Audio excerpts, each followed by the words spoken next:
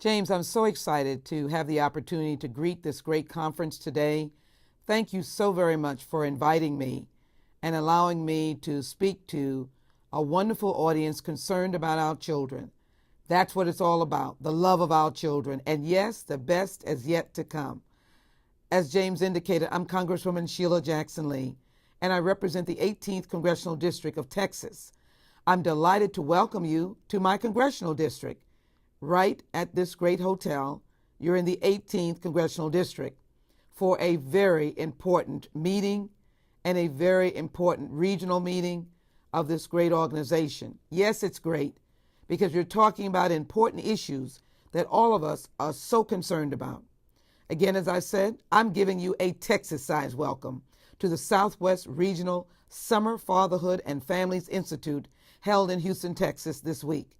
Again, I want to salute what I believe is my friend. We have been speaking for a number of weeks, your CEO and president, James C. Rodriguez, who I will get a chance to see next week as he visits Washington, talking to the Department of Justice and a number of agencies, along with a special meeting with my friend, Congressman Danny Davis, at the Congressional Black Caucus Annual Legislative Conference, where he will be speaking again on these very important issues. Please forgive my raspy voice. I've had some number of busy days throughout the entire summer, including the month of August. And for many of you, you might know where I was last week in Charlotte, North Carolina. I hope you got a chance to recognize the importance of participation and as well to recognize that policymakers and the government has to be concerned about our children. That's what I am here to talk about.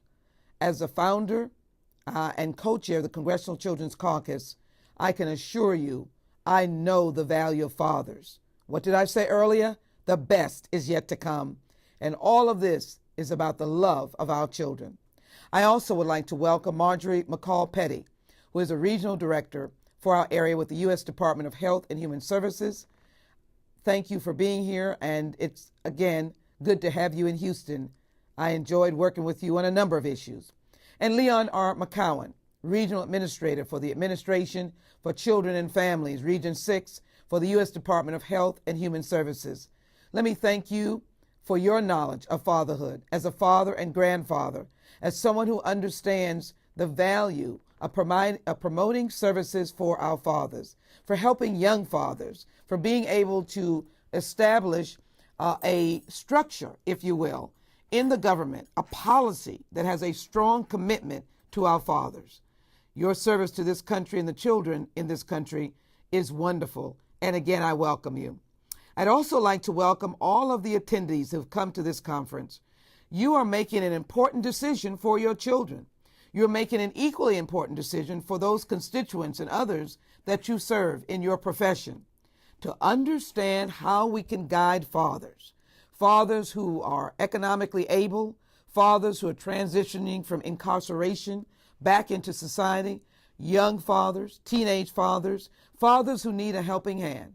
And the fathers that I love probably most of all, our veterans and our returning soldiers, most immediately from Iraq and Afghanistan.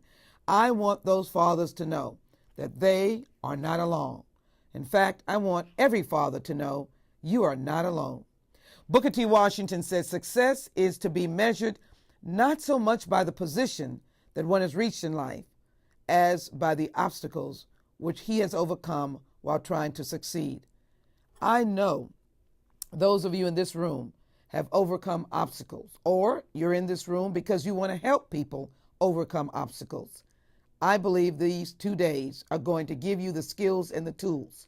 And as a policymaker, I am excited about the idea of your gathering. I look forward to having an opportunity to being with the coalition in person, but today I cannot. So just count on me as one who is supportive and wishes she could be there, but I am in session here in Washington, D.C. I understand all too well, again, as I indicated to you, as the founder of the Congressional Children's Caucus, the impact and importance of a father in the household and in the greater community. I work with fathers all the time in Houston. I work with men who are advocates and strong role models in many different organizations, from the Urban League to the Shape Community Center, to the Wise, to the places of worship, to the Nation, to many different places, to LULAC, to the organizations in schools, to the Hispanic Professional Organization, many different organizations, to the South Asian community, to the Hispanic community, and of course, to the Anglo community. We have opportunities to meet each other and discuss issues that will impact our children. Our families today are faced with numerous challenges: single-parent households, divorce, soft economy, unemployment, and substance abuse, to name a few. We're excited about the breadth and depth of the information that will be presented at the Institute, highlighting the latest research, strategies, and trends to help our families and fathers with their challenges grow stronger and self-reliant for the benefit and love of our children. Fathers, I want you to know that you, again, are not alone. I'm going to say it over and over again. That is a message I want you to know today. No matter whether you have come through a low valley or you are climbing a high mountain, this organization and policies of the federal government and local community is to give you the helping hand. I always say that it is important that if anyone has the opportunity to climb that mountaintop, the same mountaintop that Martin King said in his Promised Land speech, that he had been to the mountaintop, he had seen the Promised Land. It is important for those who crawl up that mountain, climb up that mountain, to extend a helping hand to others. Fathers play a vital role in the lives of their children.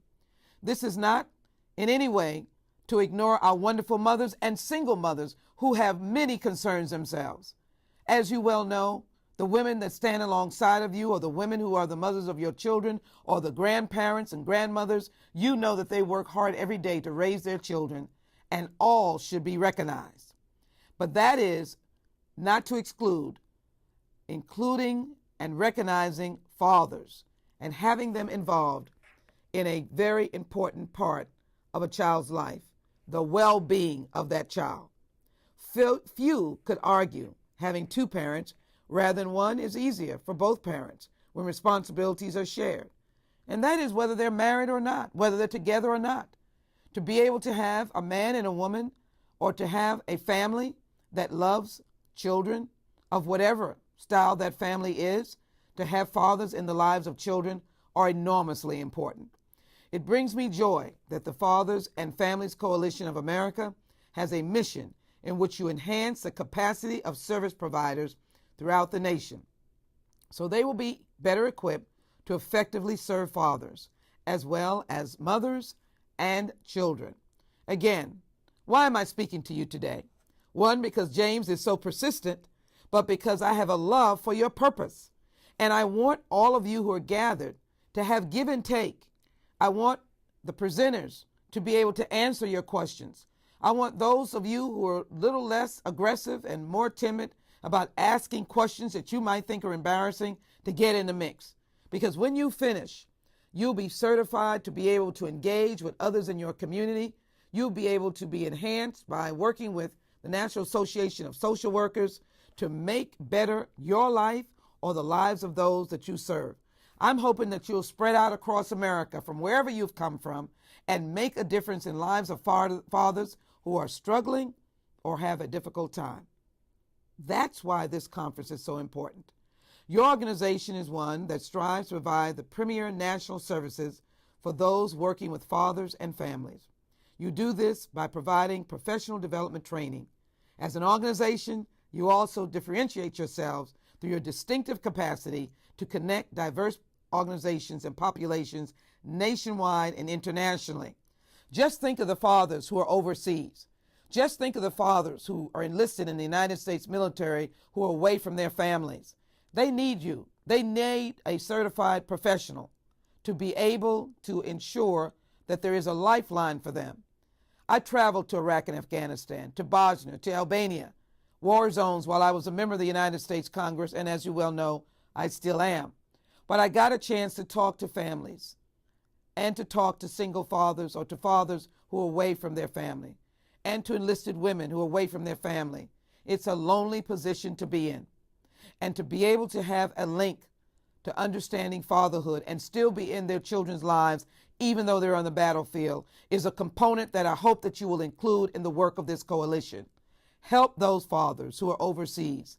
Help those single families who are overseas, which include women as well, to focus on knowing that they are appreciated, that their children need them, and that they're looking forward to their return.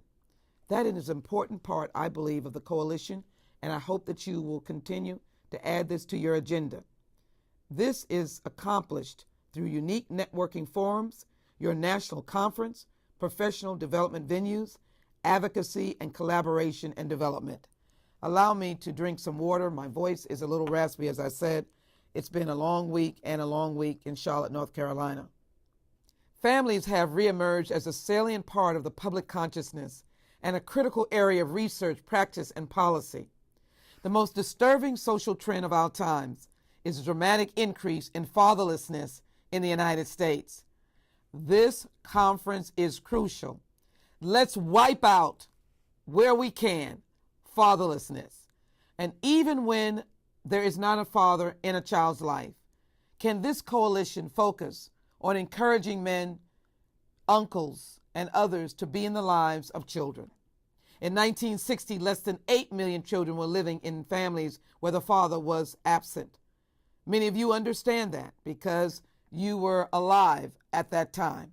Today, the number of children living in father-absent homes stands at a whopping 24 million. We can fix that. We can find a way with this very strong organization, this coalition, we can find a way to bring that number down.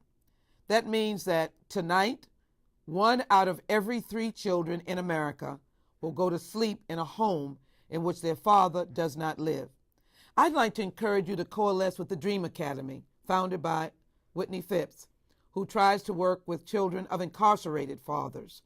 That is a very important component.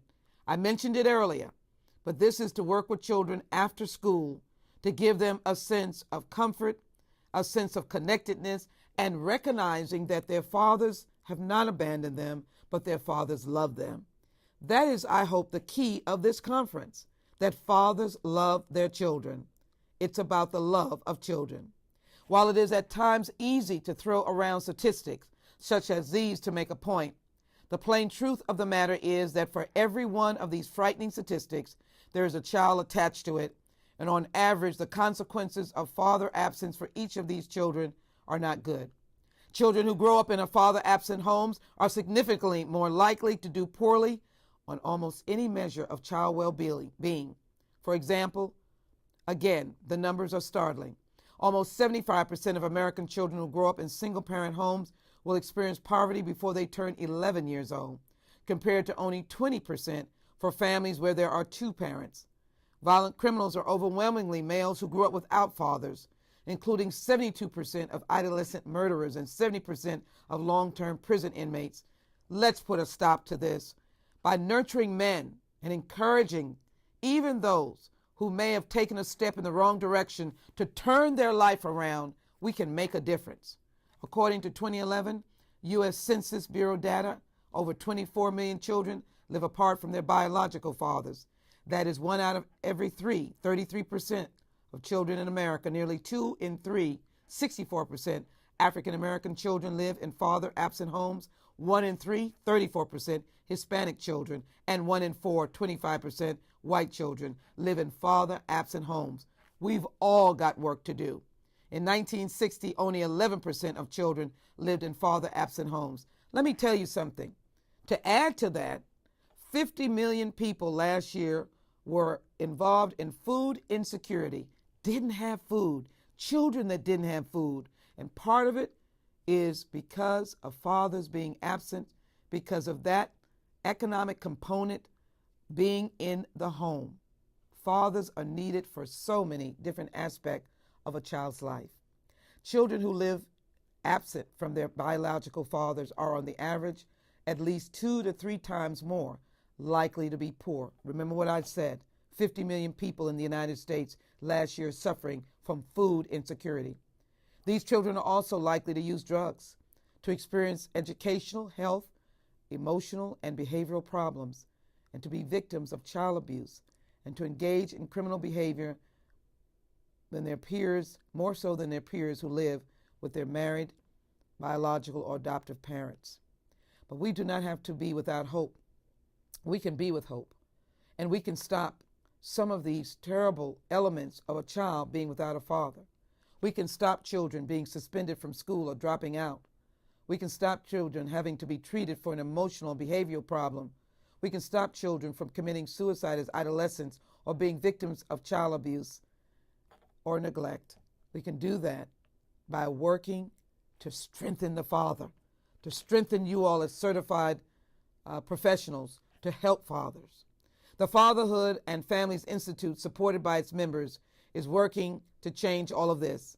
And all of you serve as a catalyst for engaging America in a public and forthright discussion about the necessity of reversing these trends. I am joining many times my dear friend Congressman Danny Davis at the Congressional Black Caucus in these sessions.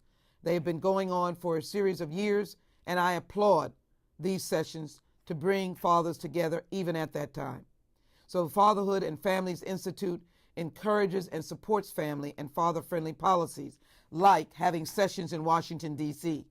I encourage you to visit members of the United States Congress so that we can continue to develop father-friendly policies that include dealing with health care funding, deal with social programs focused on fathers, to develop national public education campaigns to highlight the importance of fathers in the lives of their children, provide motivation for national and local coalition building, and provide resources to men to help them be better dads. I want to see fathers being able to come back into public housing, even after they may have had a stint as a person who was incarcerated. Reunite families, do not divide them. And so I've been an advocate for ensuring that housing policies can bring families together.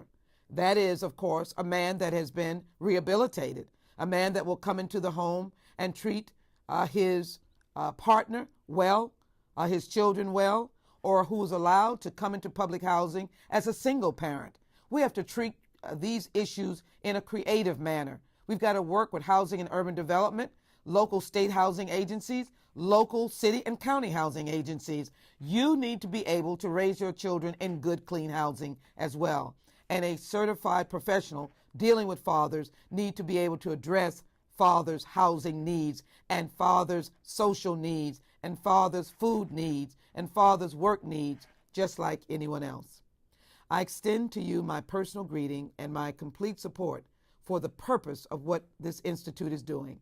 Ensuring that more children grow up with involved and committed fathers is the best way to ensure that every child has what should be their birthright, a happy and secure childhood. Let me continue and indicate how important it is to support legislation that is, of course, important to you.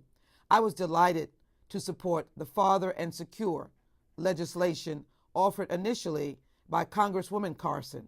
I want to congratulate Congressman Carson for continuing that legislation that helps to ensure fair treatment in the earned income tax credit. It helps to provide focus, social focus, research-based focus, and training focus for professionals who will deal with fathers. It helps to strengthen policies in the federal government to recognize fathers. It helps to give a lifeline to fathers. It helps to recognize your importance.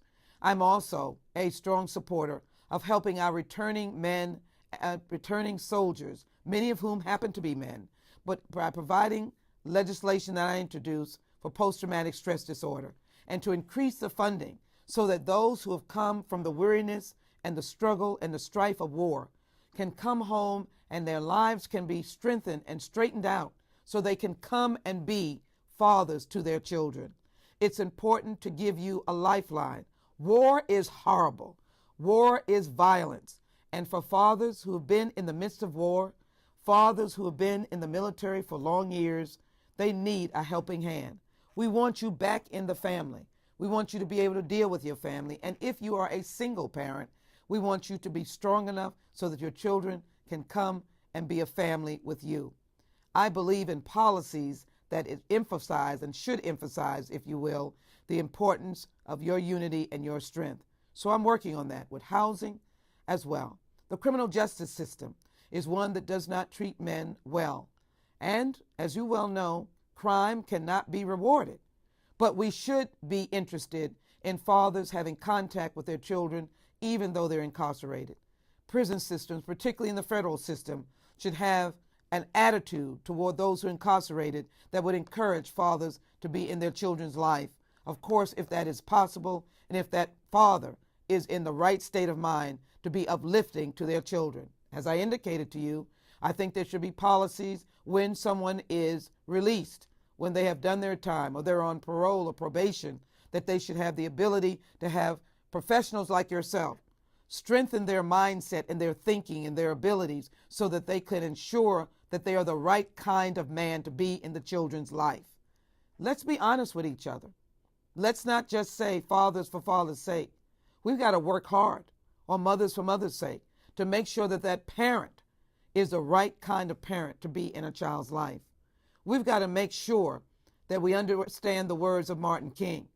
And when he gave the speech on April 3rd, 1968, when he talked about the promised land, when he talked about seeing the mountaintop, when he talked about the idea of viewing that promised land, he indicated that he might not get there with us, but he knew that we as a people would get there someday.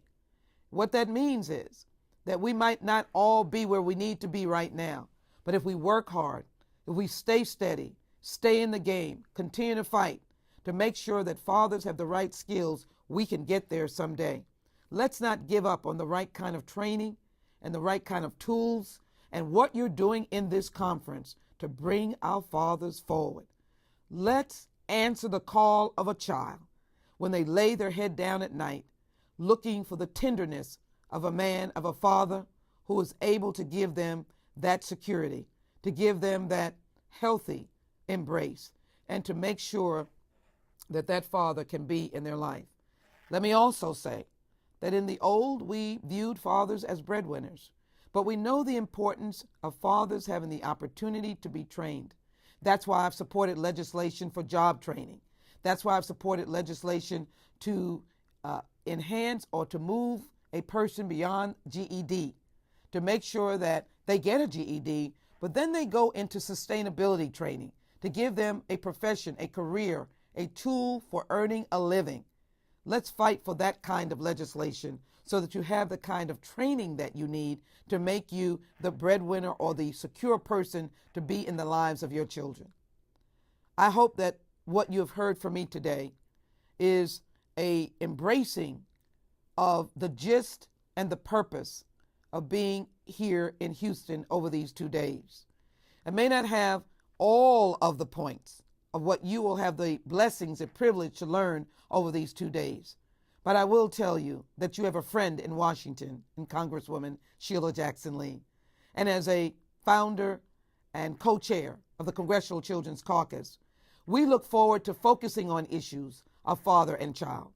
We've done issues on mentoring, obesity, nutrition, and of course, as you well know, the issue that I'm working so hard on, and that is to prevent bullying and the intervention in the lives of children who've been the victims or been bullies.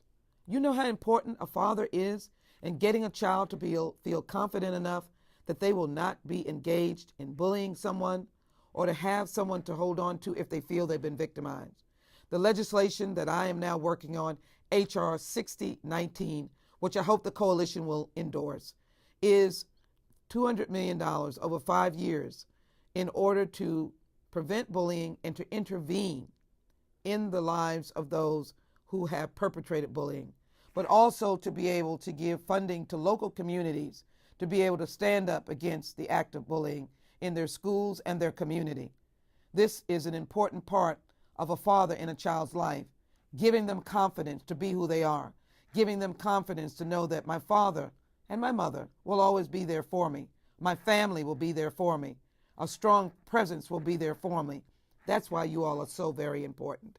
So again, welcome to Houston and the 18th Congressional District. Thank you for allowing me to present to you my commitment to the work that is being done at this conference. I'm delighted that the Health and Human Services Regional Office is present here today. They have a lot to offer, and will be instrumental in partnershiping with this great organization. But this is all about individual actions as well. And each of you can be a soldier on the battlefield of one, so that when you go back to your respective communities, you can share not only what you've learned, but what is in your heart. And you can be a light to a father who needs strength and encouragement. Because after all, that's what this is about. Strength and encouragement, research-based programs, understanding how to work with fathers and give them what they need. But it is strength and encouragement. I encourage you to be almost like the song Amazing Grace. Let's save someone. Let's give them amazing grace. You have the ability to give them that amazing grace. So again, James, thank you for allowing me to be with you all today. I'm so sorry I could not be here with you, but today we are on the floor of the House debating and discussing issues dealing with Homeland Security. And in the backdrop of 9/11, that was yesterday, how wonderful it is to live in this great and wonderful country. God bless all of you. God bless the United States of America. And you have the opportunity to be everything that this country allows you to be in the greatest nation in the world. You can be great. You are great. And our children will be great.